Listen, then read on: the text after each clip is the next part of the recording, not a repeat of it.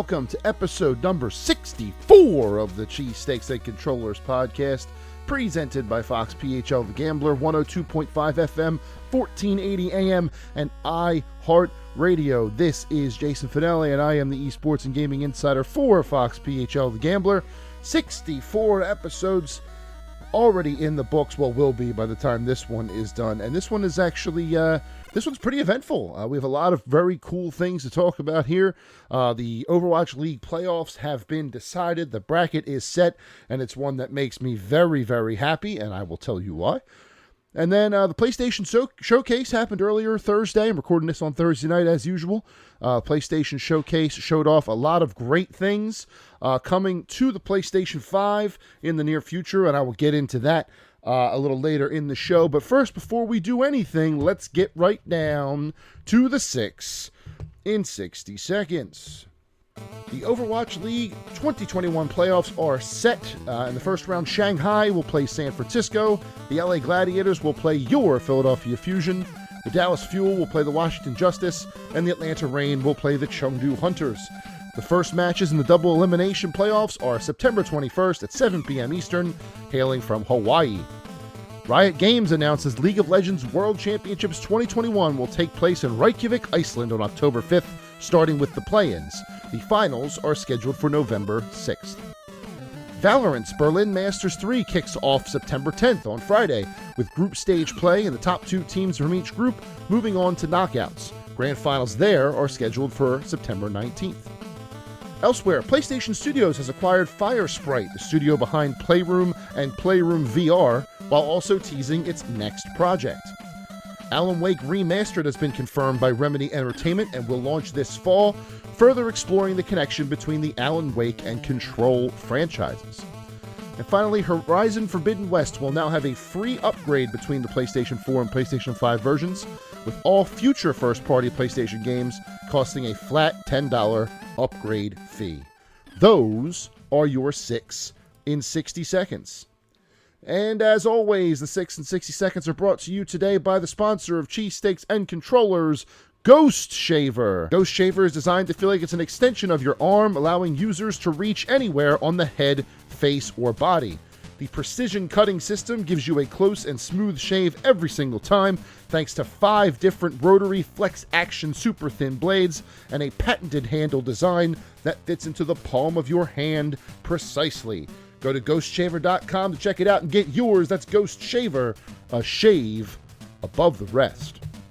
Yep, those are your 6 in 60 seconds for the week. Lots of big time tournaments happening in the next couple of weeks between now and the September 19th, going right into Overwatch League. The playoffs September 21st to the 25th, and then goes right into League of Legends Worlds on October the 5th. It's the time of the season for esports. That's not how the song goes, but that's what I'm going to say. Lots of great tournaments happening, and let's kick it off with the one that has me the most excited personally, and that is the Overwatch League Playoffs 2021. Ladies and gentlemen, I am happy to report that after last week's, what's the word I'm going to use? Not afraid, but hesitant predictions on saying that the Fusion would win one and lose one, having to play 2 straight matches last Sunday. One of them being against their longtime pain-in-the-neck rivals, the Demon, the monkey on their back, Seoul Dynasty. I am happy to report that the Fusion did indeed go 2-0, as the 6 in 60 seconds hinted, bringing the Philadelphia Fusion into the Final 8.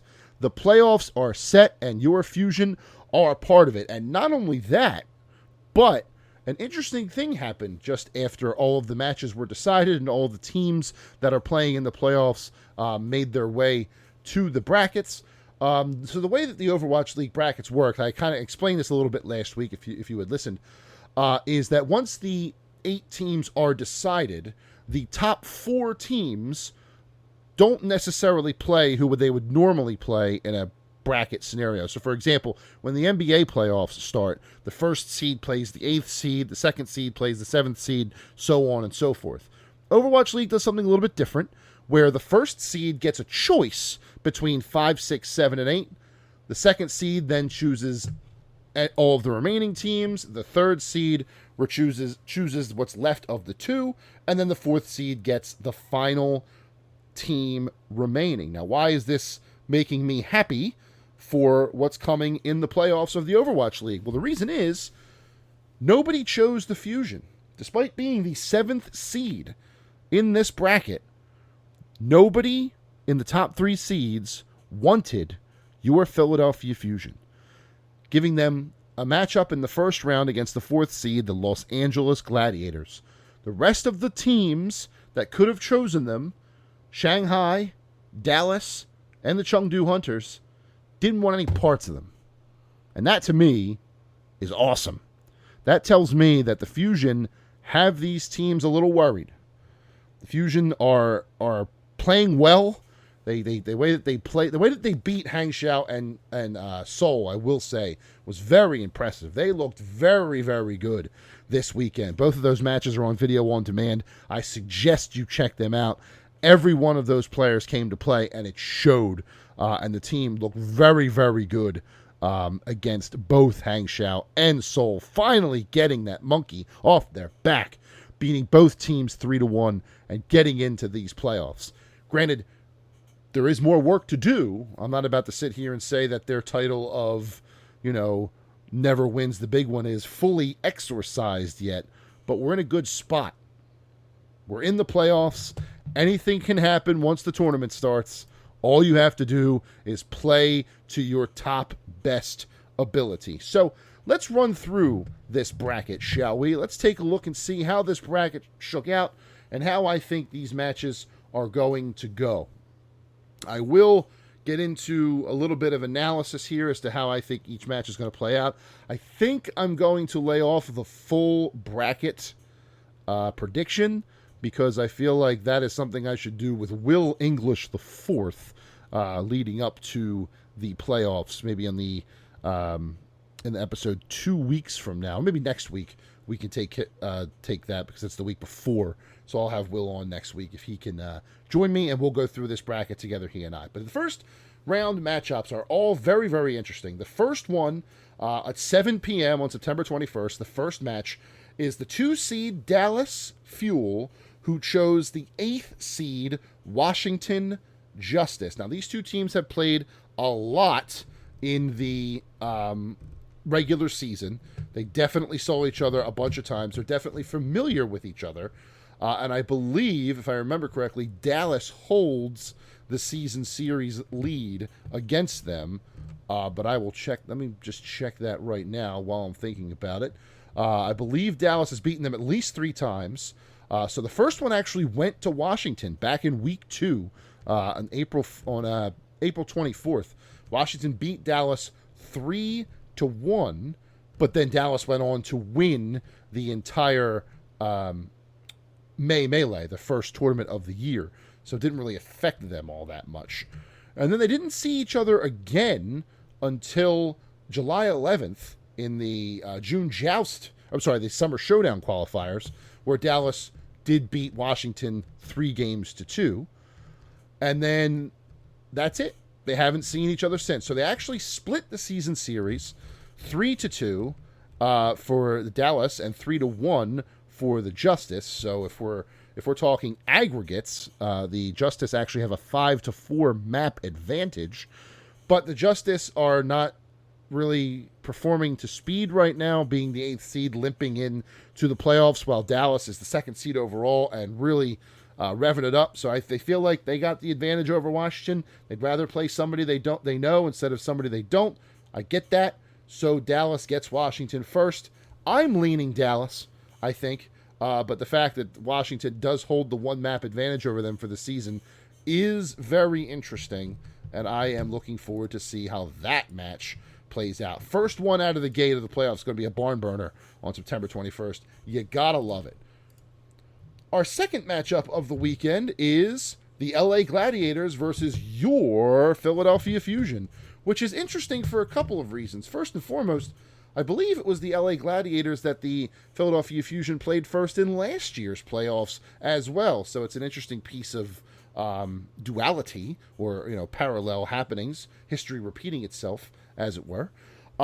This Gladiators team, though, kind of scares me. Of all the teams in these playoffs, I think the Gladiators have the most momentum, having shocked the Overwatch world, winning the Countdown Cup and beating the other teams quite handily, actually, and looking very, very good in the process. So Philly, kind of sneaking in at the last minute, being paired up against a team that, while they may have cooled down between now and then, was very, very hot going into these playoffs. It's an interesting matchup. It really is. This is one that I think could go 3-2.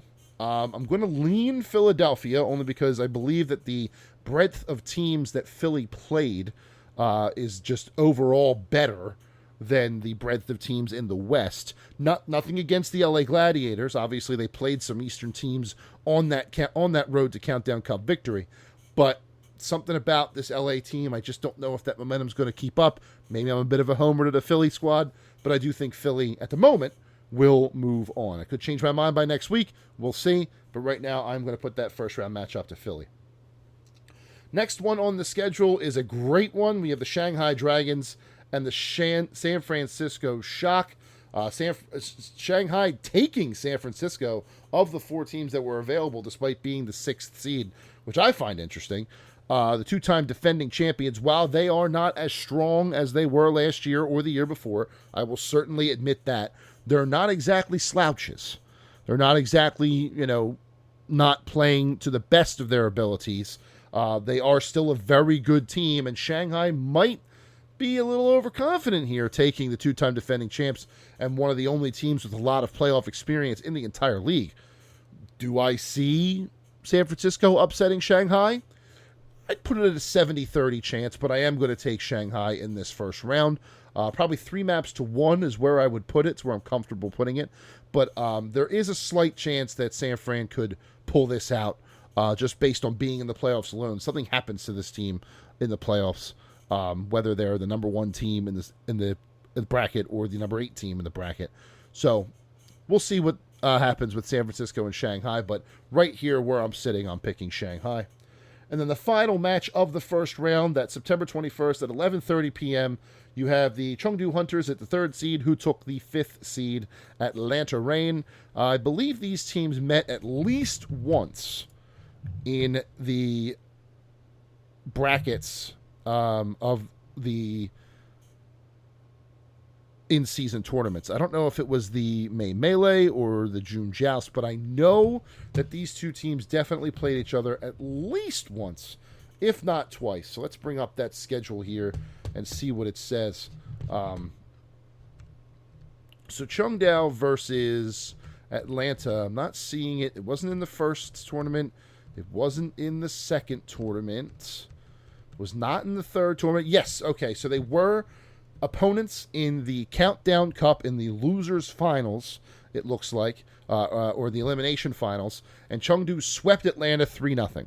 So taking Atlanta in this tournament as the 3rd seed against the 5th makes a lot of sense. Could they do that again? Yes, I do think they're going to do that again. I think Chengdu is going to move on. Nothing against Atlanta. I just think that Chengdu has their number, and based on that, looking at the results here from that August 21st matchup, it wasn't that far away. So it's not like in the Dallas Fuels case where they did lose 3-1 to Washington, but they lost in April, and those teams are very different since then. Chengdu just beat Atlanta on August the 21st in the second-to-last match that we have seen in this Overwatch League. The last match, obviously, was LA beating Chengdu 4-3 to win the Countdown Cup, but the match before that was Chengdu beating Atlanta 3-0.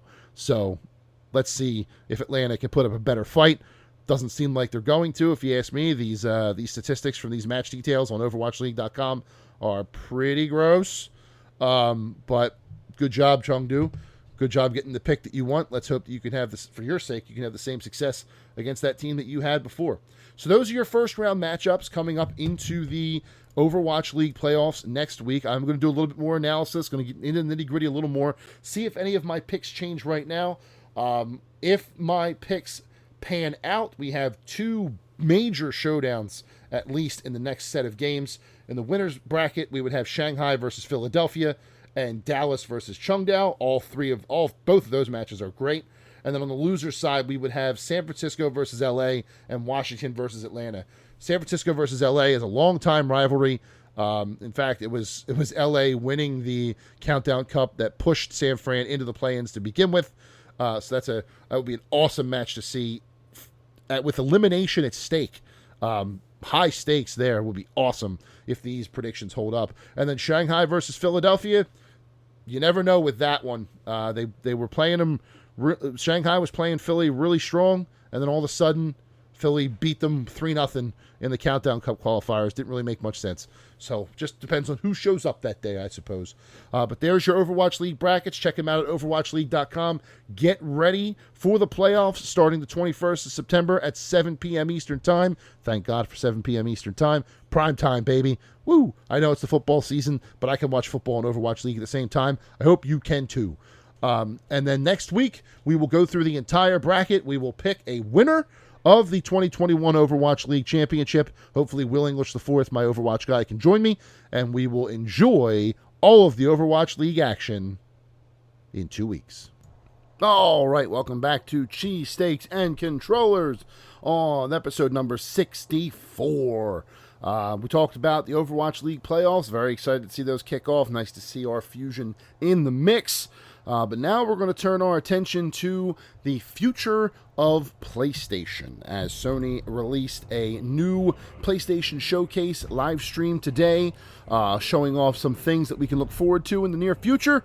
Coming to PlayStation 5, it did not have any of the new PlayStation VR stuff. This was simply games, and it was all games, actually, now I think about it.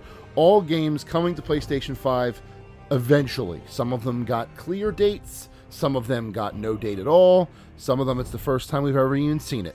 So let's get started. I'm going to recap everything that happened right in order as it happened during the show. All the trailers are on the YouTube, the PlayStation YouTube page, or if you go to the PlayStation blog, there's a full recap if you want to check out more over there. So starting off with the very first announcement, the kickoff, was a remake of Star Wars Knights of the Old Republic, a classic RPG for the original Xbox by BioWare, I believe, in partnership with Lucasfilm. Aspyr is taking over now for this Knights of the Old Republic remake, so a new developer will be at the helm, charged with bringing the game up to the current gen. This is very, very cool. KOTOR is a classic Xbox game from that generation. Available on PC, and I believe it's backwards compatible on Xbox also right now. So now would be a good time to check it out if you have not checked it out before, in anticipation of this remake. That was a short little teaser, though. The first big meaty trailer we got was for a game called Project Eve by a South Korean developer called Shift Up, who actually created a new studio called Second Eve Studios just to make this game. This game looked like every Platinum Games action game you love. So your Bayonettas, your... what else? What other? Bayonetta is the one that comes to mind. Devil May Cry had a little bit of Bloodborne action in there, stuff like that. I wouldn't go so far as to call it Dark Soulsy yet.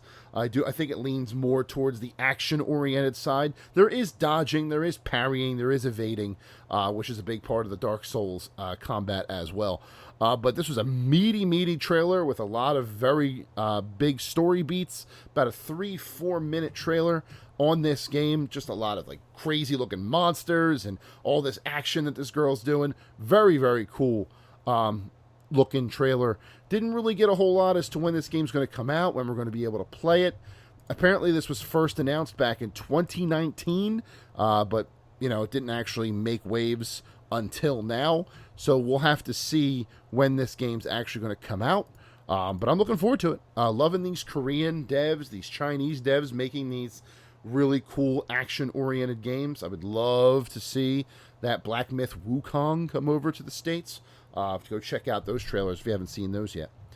Next up was a gameplay reveal trailer for Tiny Tina's Wonderland, a D&D style board game where you're playing like what's Tiny Tina from Borderlands is the dungeon master, and you are playing on the board the game that she has set up, and you're playing through the game that is happening. Interesting idea, and the gameplay definitely looks really cool. Has a very board game aesthetic to it.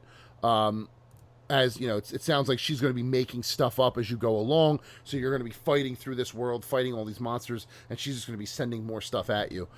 So very, very cool what I like there. I also like that like one of the rivers in the trailer is a soda can that's pouring soda out of it, and the river is orange like the orange soda. Neat little touches like that. Definitely a cool idea. Interested to see more on that one. And then we actually got a release date on that one, March 25th, 2022. So gotta love that. Next was Forspoken. So this one first came out as Project Athia back in, 2021 or 2020, I think. One of the PlayStation 2020 announcements. I want to say the July or the September 2020 showcase. And has since gotten more trailers since then. This was a big, meaty story gameplay trailer. This is also coming out in spring 2022. Very, very cool looking action. The fact that it's just a random, normal person living in an apartment in a big city, and then all of a sudden they're thrust into this fantasy world with dragons and this bracelet that, or some sort of arm bracelet or whatever that talks to her. Seems to be voiced by the same guy who voiced Wheatley in Portal 2, which is a nice touch. I like what I'm seeing here. I really am. It's different. Not normally under what Square Enix is known for doing. You think of their Final Fantasy combat and stuff like that. I like where this is going. Highlighting the Luminous engine, which is what Square Enix uses for next-gen development. It's really, really cool. Really, really intriguing story. I want to see more. So, job done trailer. Job done. Next, we go on to a couple of games that we already knew about. In Rainbow Six Extraction, just another trailer with more gameplay, a little bit of world building and stuff like that. We then see some video of what was confirmed yesterday, the Alan Wake remaster. Going back to the very first Alan Wake, it plans to explore a little bit of the Alan Wake Control shared universe. I mentioned it in the 6 in 60 seconds earlier. Got a trailer on that. Looked really cool. I never actually finished the first Alan Wake. This might be my chance to do it. And hopefully it teases where the franchise goes from there. We then saw the expanded enhanced edition of Grand Theft Auto 5. The game will be dang near 10 years old by the time it launches on PS5, scaling 3 different gaming generations, starting on PS3, then going to PS4, and now PS5. Not sure why they haven't made a 6 yet, if they were smart. And Rockstar knows what they're doing, but if I were Rockstar, or I had any of the development decisions, I would be trying to get a tease for 6 into this expanded and enhanced edition, add some extra content that paves the way for GTA 6, whenever that may come out. Next, we had a trailer for Ghostwire Tokyo. First time I think we're seeing this all year, I want to say. I don't remember seeing anything on this game yet this year, but there's a lot of, black spooky goo going on. There's a really scary guy in a mask. A lot of cool gameplay being shown off. Combat with fighting off these, ghostly demons or whatever they are. The game was delayed to 2022, but it's still cool that we got to see a little bit of it. And the main bad guy, or main bad guy, called Hanya, wearing his creepy mask with his black tears. So, cool stuff. Cool stuff there. Guardians of the Galaxy got another trailer, story trailer. We saw something that kind of looks like the Nova Force. Got a little more personality, a little more music. That was a cool one too. Comes out October 26th. The more I see on that game, the more I'm actually intrigued about it. First, I thought it was going to be like a weird, awkward sort of story game, but no, it's really starting to grow on me. And I should trust Eidos Montreal. I know they know what they're doing. Deus Ex: Human Revolution for the win, but I don't know, something about this game when I first saw it didn't sit with me, but now it's starting to gel, and I'm ready for October to see what they got going on. Cool announcement here, Vampire the Masquerade Blood Hunt, which is a vampire-themed battle royale set within the world of Vampire the Masquerade. Showed off a little bit of gameplay and then announced that they're coming to PS5. Early access is currently on PC. If you have Steam, I believe it's free. You can check that out. It's a fun little battle royale game if that's your stuff. If that's what you like to do.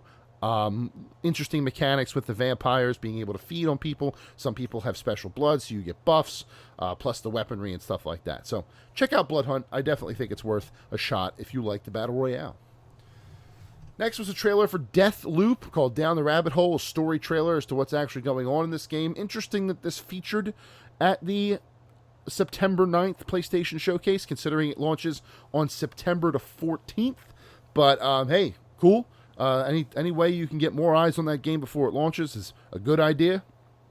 Hopefully that gets more hands on Arcane's next great game. Next part was a teaser for some sort of exhibition called Kid A Mnesia, which is a collaboration between Epic Games and Radiohead. If I had to guess, it would be some sort of, in Fortnite installation or something like that where you can explore some Radiohead stuff, but not entirely sure what's going on there. I'll have to keep my eye on that one. Next was a trailer for Chia is a tropical adventure game with some showed off some story beats and some gameplay. Very colorful, very vivacious, very bright, very cheery, very happy.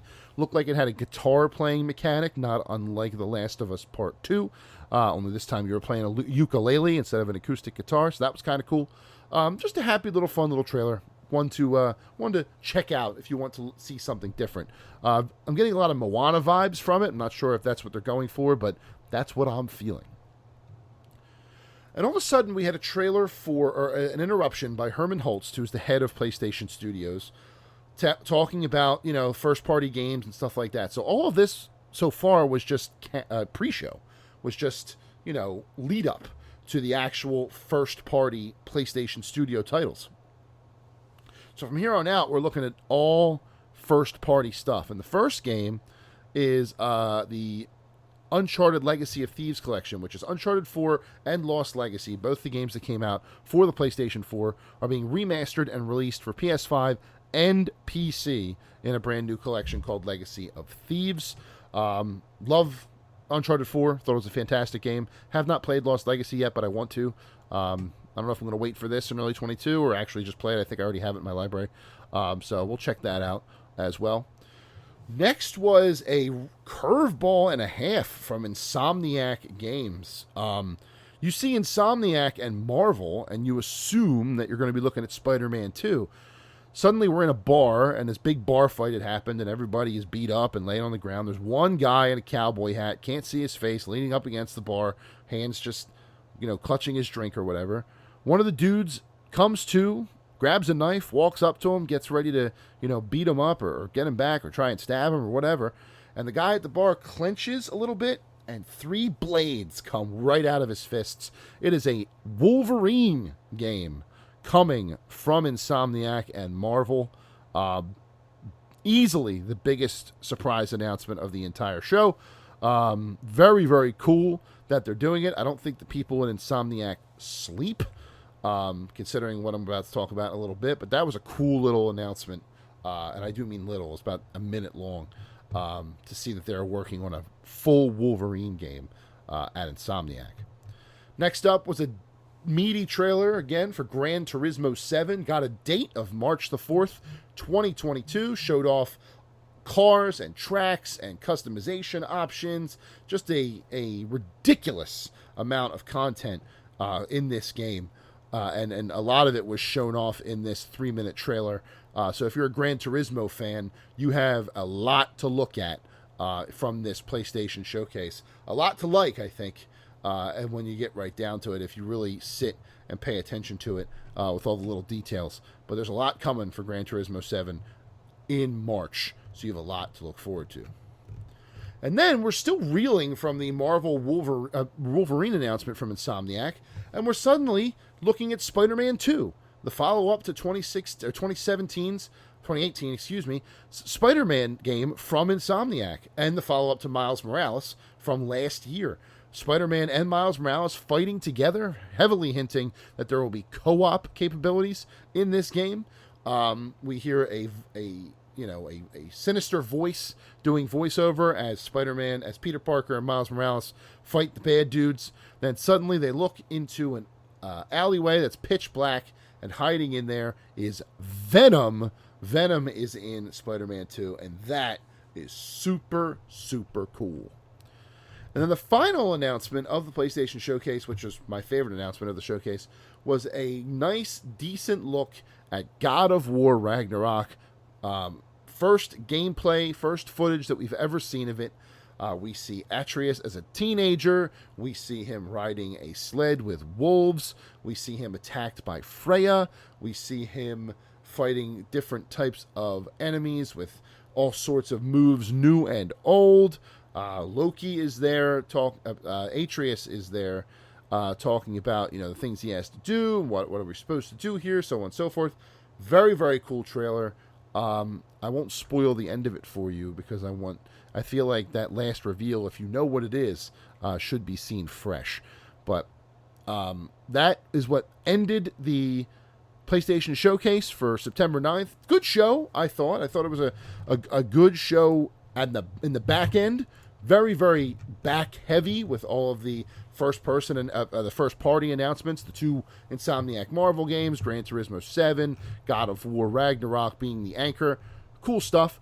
A lot of the things, though, and it was probably my biggest nitpick of this, a lot of the things in the third party section, so starting with Star Wars Knights of the Old Republic and ending right before Herman Holst came on screen, of the dozen or so games that were announced or that were shown off in that particular moment, I think one game had not been announced yet, and then the exhibition from Radiohead and Epic Games is the other thing that wasn't announced yet. Otherwise, everything in that third party section we already knew about, which is kind of a bummer, right? These showcases, obviously you should showcase the games that are upcoming with new trailers and stuff like that. Not begrudging that at all. But I think I would have liked a couple more brand new announcements, like things that aren't known at this time. A couple of shock announcements like that, like how Wolverine and Spider-Man, were for the first party studios. I would have liked to have seen a little more of that from the third party studios, but I understand you don't want to overdo it either and have people's senses go crazy before the show even ends. So, still a strong show. I'd give it a solid B. I think it was back heavy, like I said, and not enough of the really shocking announcements that we have come to expect from these things. But you gotta love the future of the PS5. It is very, very bright, only getting brighter. I am happy to have finally procured one. I understand that they are getting a slightly easier to get a hold of, but still pretty hard. So if you're looking for one, keep fighting. You'll get one eventually, and you'll be able to enjoy all of these games that were announced at the PlayStation Showcase and everything else the console has to offer. All right, welcome back to Cheesesteaks and Controllers. We are wrapping things up this week with episode 64, and I feel like if we're going to have episode 64, there it is, there's the sound, we may as well talk about the Nintendo 64. So I thought I would go back and look at all the games that I've played for Nintendo 64 back in the day and rank my top 10 favorite Nintendo 64 games from 10 to 1. The games that I thought were the best experiences on the Nintendo 64 from the day it launched to the day it was discontinued. I have my list here in front of me. I will go through each one and why I liked it so much. Honestly, I don't expect this list to gel with anybody's. I feel like all of these top 10 lists are subjective. I can already tell that a lot of people are going to tell me that this one is a little too first party. A lot of Nintendo on here, didn't really branch out third party games. And Honestly, considering the time of my life that this came out, 96, I was 9. And then by the time the GameCube came out in 2001, I was, 14? Kind of makes sense. Still living with my parents, still under their rule. I grew up with a no bloody video games in the house rule. So if there's a lot of games that are missing from here that you would have on your list, makes perfect sense. There are just games that I have not played or did not play when I was a kid, and so I don't have those nostalgic memories, and I just haven't had a chance to go back and actually play them yet for myself. So there's one in particular that I can already think of. People were like, "How do you not have that on there?" And now that I say that, I think it'll make sense. So let's go to number 10 on my list. Number 10 is one that I think is the best game in this game's franchise, which makes me very sad, but also is one of my favorite games ever, and that's Star Fox 64. I loved everything about this game. The linear, on-rails, dogfighting gameplay, the different paths that you could take to the end, with the hardest path obviously getting you the best ending, the medals system, where if you had so many downs or kills throughout a level, you would get a medal, which encourages repeat plays to try and get that medal. The iconic voice acting from this game, from "Can't let you do that, Star Fox," to "Whoa, help me!" or this. I used to know the entire opening dialogue to Corneria by heart, basically. And as a kid, I still remember, jokingly calling my friends "cocky little freaks," because that one boss kept saying it every time you hit him. Just to love this game to death. Big fan. Kind of makes me want to go back and play it. I wish there was an N64 classic, a la the Nintendo, the NES classic and the Super Nintendo classic, because I have a feeling Star Fox 64 would be on there, and I would be playing the absolute crap out of it. So Star Fox 64, number 10 on my list of the top 10 Nintendo 64 games, in my opinion. Number 9 is the first of two, if I'm looking at this right. Yes, two 3D platformers. One of a fantastic game that kind of fell by the wayside for a while, starting to gain a little more popularity because of a current game on the Switch, and hopefully that leads to a new game somewhere in the future. Let's talk about Banjo-Kazooie. I've talked about Banjo-Kazooie on this podcast before. One of the greatest 3D platformers ever. Banjo-Kazooie and the rest of the gang, and with some of the best music you could find on the entire console, let alone all of gaming. This one holds a special place in my heart too, because it's one that my little girl has gotten attached to as well. She likes Banjo and Kazooie a lot.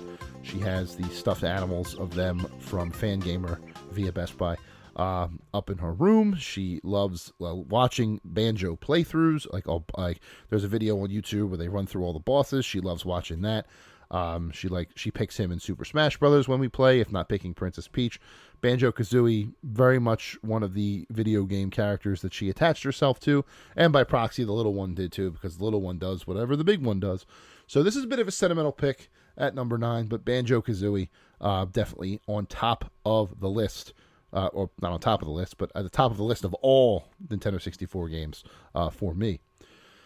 Number 8 is one that, again, kind of came back into the limelight because of recent things that happened on the Nintendo Switch. This is Pokemon Snap at number 8. I loved Pokemon as a kid. Was a Red and Blue fan from the beginning. Played through Red until the battery ran out on the in the cartridge. Lost my save. Very sad about that. But Pokemon Snap was really a different way to experience the Pokemon universe. It was immersive, but in a more natural way, which I guess is a pretty generic way to say it. But you weren't fighting with these Pokemon. You were just watching them live in their natural habitats, taking photos, being that, safari photographer, basically, but for Pokemon. And I thought it was a really novel way to get people involved in this universe without having it be a, catch-em-all RPG style game. Because as simple as they seem now, as straightforward as they seem now, That sort of game can be a little intimidating to someone either getting into video games for the first time or someone who just prefers simple platformers or shorter games to a long adventure with like Pokemon. So giving them this on-rails, photography-based gameplay, letting them, take pictures and throw apples instead of engaging in battles was a really novel way to get into this universe. And I feel like it probably opened the door for a lot of people back when, in my day, when I was growing up, not to sound like old man yells at cloud or anything, but I just feel like the people who are more of the not docile, but the non-violent folks, would have attached themselves to Pokemon Snap, and that's why people wanted a sequel for 21 years until they finally got it this past May. And I don't know how the sequel is yet because I haven't played it. You would think if the original was one of my top 10 Nintendo 64 games, I would have played the new one, but you would be wrong. I'm working on it, but you would be wrong. So Pokemon Snap, number 8 on my top 10 list of Nintendo 64 games.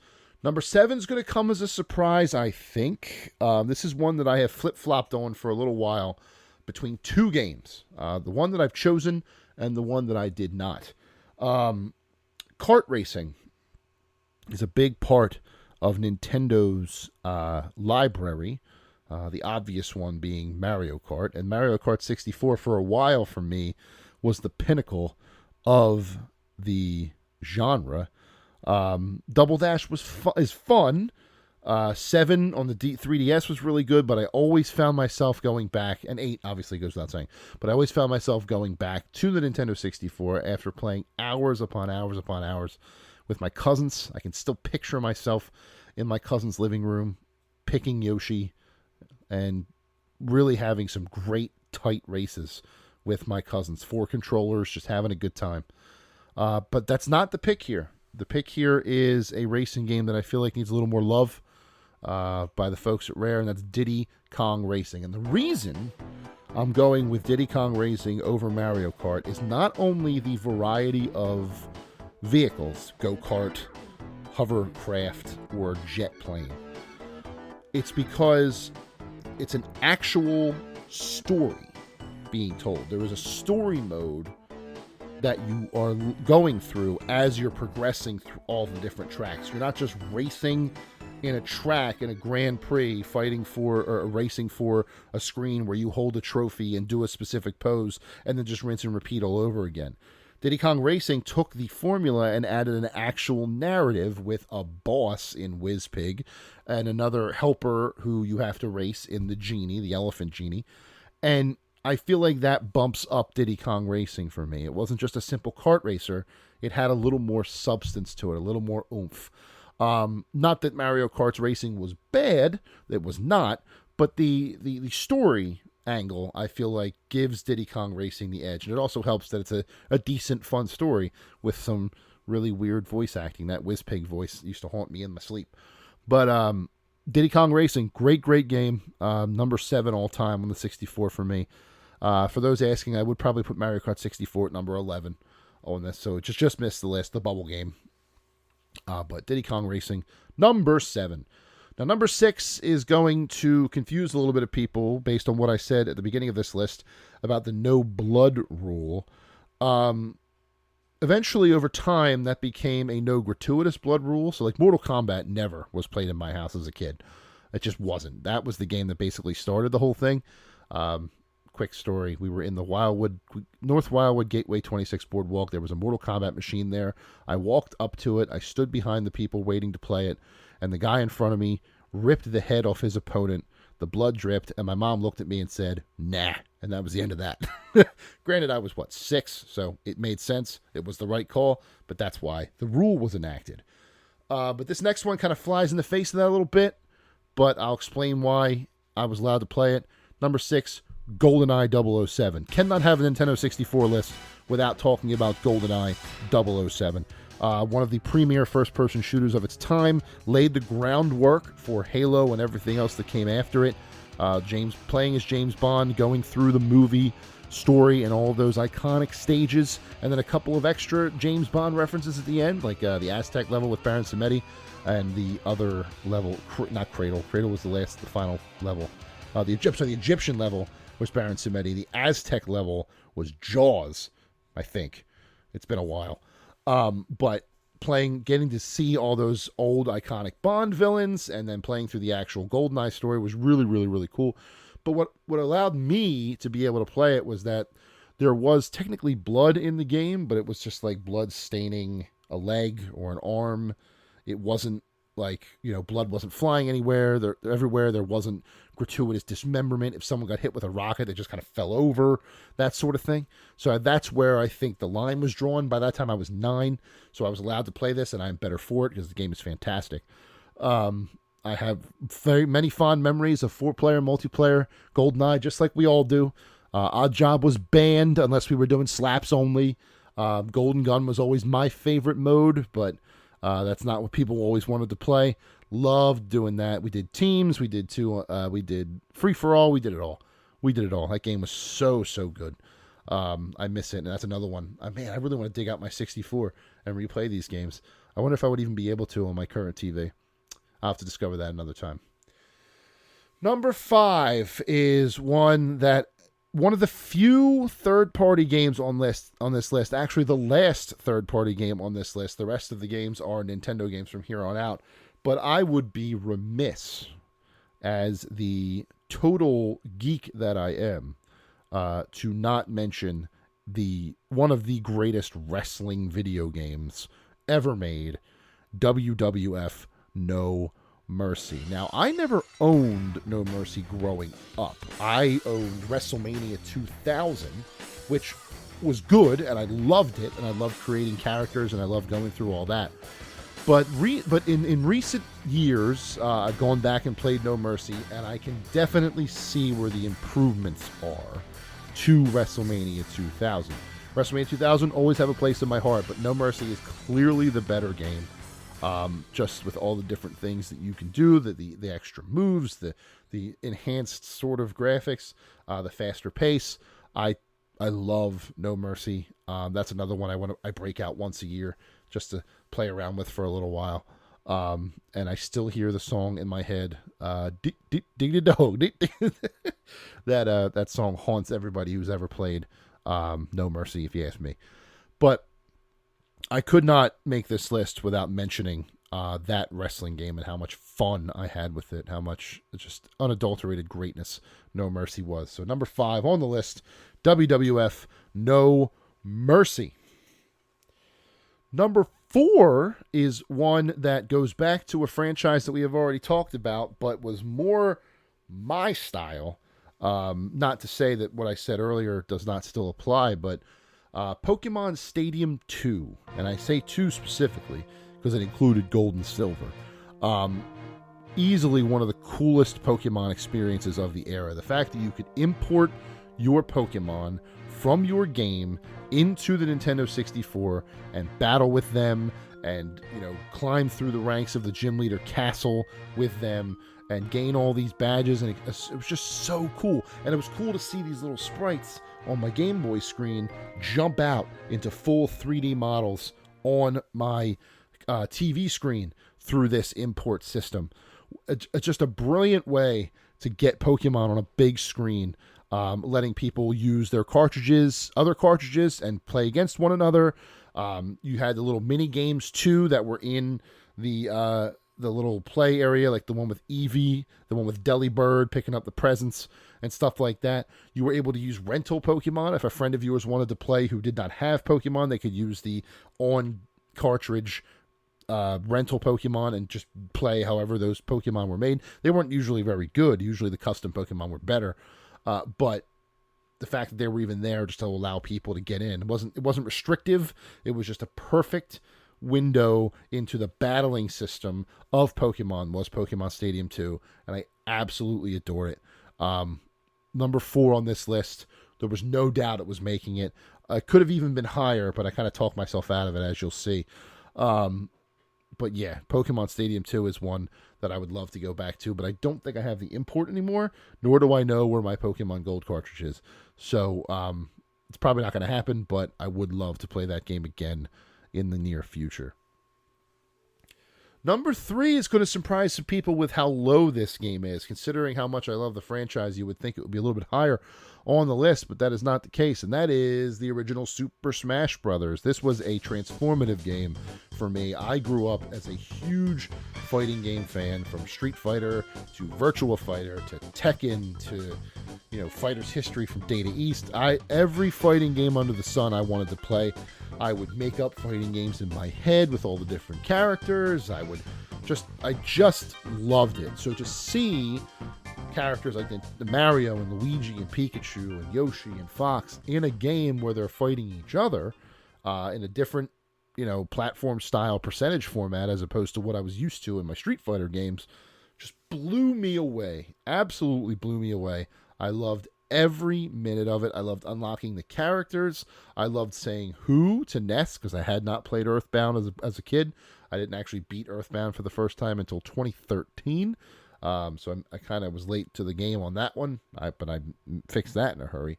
Same with Captain Falcon. F-Zero wasn't really on my register before that game, but now I know exactly who that is. Just a really awesome, different type take on the fighting games. With party mode, the 4-player party mode where we could fight each other. We did a lot of that too when I was growing up. I loved it. I loved every bit of Super Smash Bros. On 64, and it laid the groundwork for what is now one of my favorite franchises of all time. We do not get Super Smash Bros. Ultimate with its absolutely outstanding roster without Super Smash Bros. Laying that foundation. Number 2. So I bet a lot of people think they know what numbers 1 and 2 are, but I don't know that at this very moment as they're listening, they know what the order is. And I feel like this one might be a bit of a surprise, but bear with me. I promise you I will explain to you why I went with this way. So number 2 on my list is Legend of Zelda Ocarina of Time. Can't really say a whole lot about it that hasn't already been said by many different people across the years. One of the most influential games of all time, considered a masterpiece by many. A favorite game of all time to more gamers than you could shake a stick at. Whether it's nostalgia or the exploration or the new way to play Zelda, that game made such an impact on the entire industry, let alone the people that played it, that it's hard not to acknowledge it for what it is. It's very much the Beatles of the video game era in the Nintendo 64 time specifically. No other game that was out around that era, or very few other games I should say. I don't want to say no because I'm guaranteed to be forgetting one. But not many games in that era had the impact and the influence that Ocarina of Time had. Playing it is awesome. I love the Forest Temple. I still remember going to the Forest Temple for the first time and being like, why am I an adult now? How is this happening? What am I supposed to do? But just loving it. Just loving every second of it. And then finally beating it. Oh, I remember finally beating it for the first time and cheering triumphantly, jumping around my living room that I beat it. I finally beat it. I finally put Ganon down. It took a long time for me, but I did it. Ocarina of Time, I love you. One of my favorite Zeldas of all time. Not my favorite Zelda. And also number 2 on my list of the top 10 Nintendo 64 games of all time. And number 1, since I said number 2, I'm sure you all can guess what number 1 would be. It's strange to have a console where the first game that ever comes out for it is the best game on that console, in my opinion. But that's what we're looking at here with Super Mario 64 being number 1 on the list. Or Mario Castle, as my daughter calls it. Thank you to Super Mario All-Stars 3D, or 3D All-Stars.